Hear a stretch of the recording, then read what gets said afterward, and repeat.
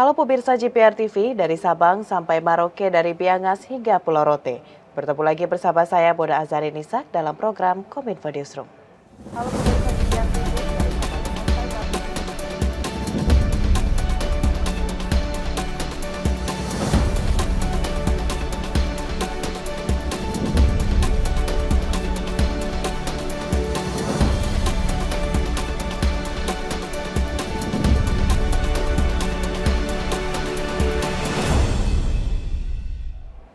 Pemirsa, kita awali informasi pertama malam ini. Gerakan Indonesia Tertib yang diinisiasi Kementerian Polhukam memfokuskan pada 3 masalah strategis, yakni tertib berlalu lintas, tertib di ruang publik dan perilaku antri, dan sistem tilang elektronik. Gubernur Kalimantan Selatan Sahbirin Nur mengatakan melalui Gerakan Nasional Revolusi Mental ini akan semakin menumbuhkan kesadaran pemerintah dan masyarakat Kalsel.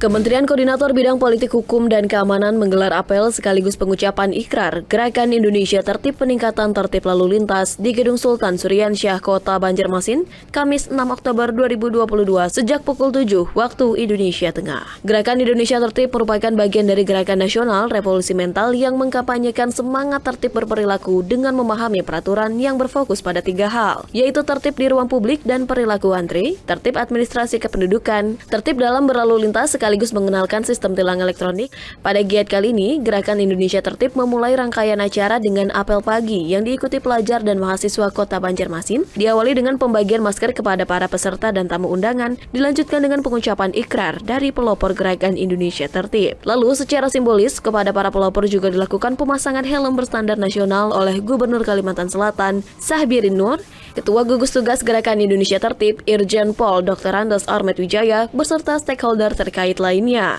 Karena kalau tertib lalu lintas di seluruh Indonesia atau cukup di Kalsel saja atau di Indonesia, itu Indonesia benar-benar tertib loh. Karena bisa diaplikasikan dalam sisi kehidupan yang lainnya.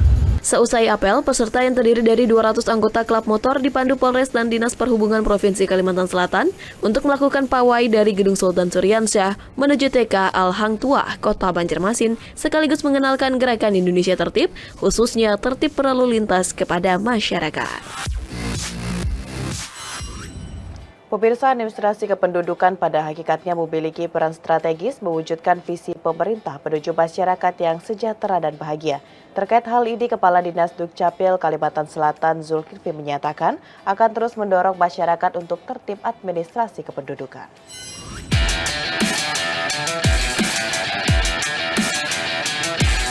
Giat aksi nyata peningkatan tertib administrasi sebagai bagian dari Gerakan Indonesia Tertib diselenggarakan Kemenko Polhukam bersama dengan Dinas Dukcapil Provinsi Kalimantan Selatan. Bertempat di TK Hang Tuah, Kota Banjarmasin pada Kamis 6 Oktober 2022, aksi nyata peningkatan tertib administrasi ini ditujukan untuk mendorong kepedulian masyarakat tentang tertib administrasi kependudukan. Pada kesempatan yang sama, Dinas Dukcapil Provinsi Kalimantan Selatan melakukan jemput bola untuk mendata administrasi dengan melayani pengurusan kartu identitas anak. Menurut Kepala Dinas Dukcapil, Zulkifli MP, pihaknya terus melakukan sosialisasi agar kesadaran masyarakat untuk tertib administrasi kependudukan dapat ditingkatkan. Zulkifli mengakui bahwa bersosialisasi kepada masyarakat terkait administrasi kependudukan memang belum optimal karena keterbatasan personil, akses lokasi, dan jangkauan internet yang belum merata. Karena itu, ia berharap adanya kegiatan yang melibatkan anak-anak dan orang tua ini dapat mendorong kesadaran masyarakat tentang pentingnya tertib administrasi sejak dini. Jadi masyarakat kami himbau juga karena keterbatasan kami, sudilah segera melaporkan kejadian-kejadian yang ada di keluarga.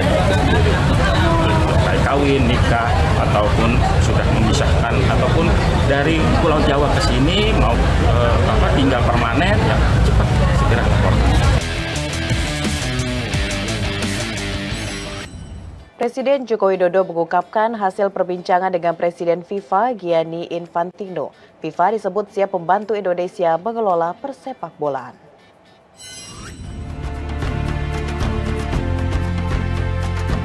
Usai menjenguk sejumlah korban tragedi Kanjuruhan yang masih dirawat di RSUD Dr. Saiful Anwar, Kota Malang, Jawa Timur, Presiden Joko Widodo juga meninjau kondisi Stadion Kanjuruhan pasca tragedi sepak bola yang terjadi pada Sabtu lalu, 1 Oktober 2022.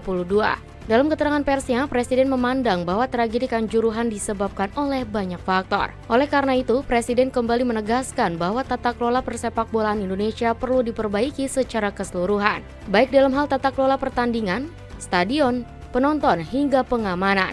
Presiden juga menambahkan bahwa Federasi Sepak Bola Internasional menyatakan kesiapannya untuk membantu memperbaiki tata kelola tersebut. Pada saat saya berbicara hari Senin, telepon dengan Presiden FIFA, Gianni Infantino, beliau menyampaikan FIFA siap untuk membantu memperbaiki manajemen yang ada. Saya kira memang kita perlu evaluasi total semuanya, baik manajemen pertandingan, manajemen stadion, manajemen penonton, manajemen waktu, manajemen pengamanan, semuanya harus dievaluasi total. Agar peristiwa yang terjadi di Stadion Kanjuruhan ini tidak terjadi lagi.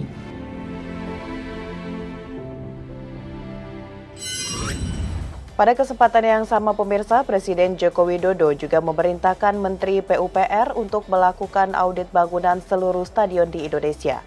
Hal ini dilakukan guna memperbaiki keselamatan supporter sepak bola ke depannya.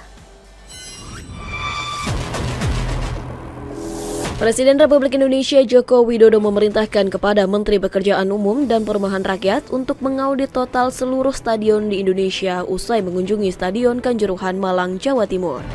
Melalui audit tersebut, Presiden ingin adanya evaluasi stadion agar memenuhi standar yang berlaku, baik secara fisik, manajemen pengelolaan stadion, manajemen lapangan, dan manajemen pertandingan.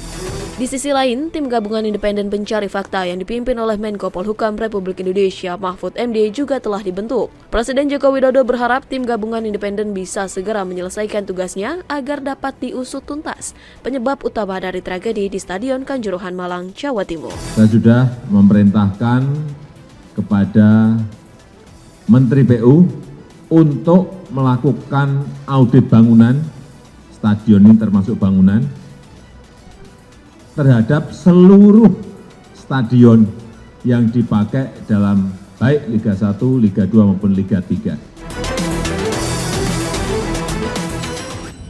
Presiden Joko Widodo menjenguk korban tragedi Kanjuruhan. Kedatangan Presiden juga memastikan para korban mendapat perawatan yang baik dan memadai tanpa perlu mengkhawatirkan biaya pengobatan.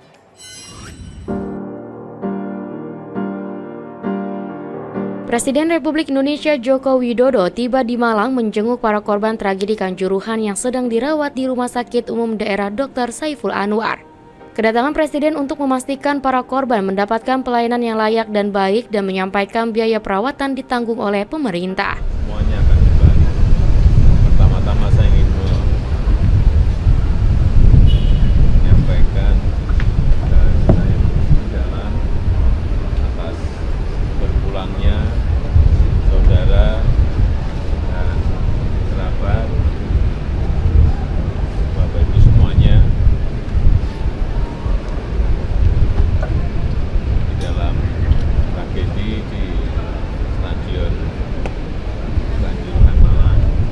Untuk menggali penyebab tragedi secara rinci, Presiden berbincang dengan sejumlah pasien yang menjadi saksi mata tragedi Kanjuruhan.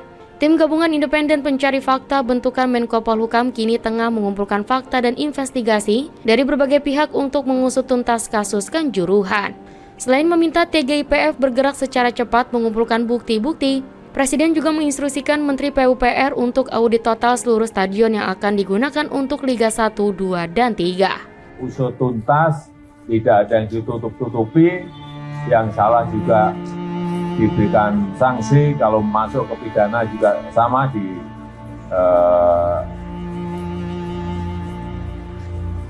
dipidanakan. Tetapi yang paling penting juga, saya nanti mau ke stadion, saya juga akan perintahkan Menteri PU untuk mengaudit total seluruh stadion yang dipakai untuk Liga. baik Liga 1, Liga 2 maupun Liga 3.